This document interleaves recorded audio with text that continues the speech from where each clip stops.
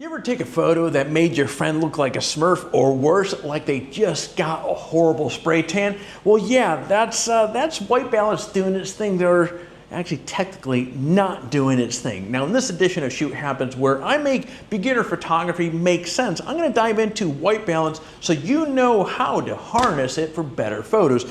But first, if you found this video helpful, do me a favor, like it, subscribe, and hit the bell so you don't miss a thing. And as always, hey, thank you for watching this video and supporting the channel. Your involvement really means a lot. So again, thank you. Now with that out of the way, white balance is basically your camera's way of telling colors, hey, chill out here. It adjusts for color temperature of your light source. So why is that important? Well, white balance ensures white things actually look white, like wedding dresses in this photo, instead of weirdly blue or orange like images I showed you at the start of this video.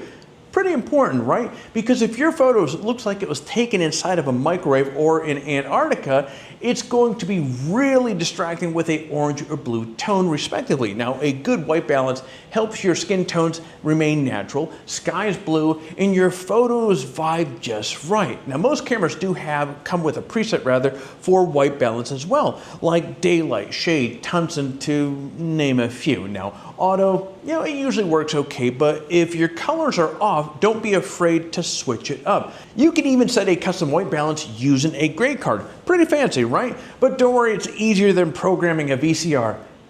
Do people even still have VCRs?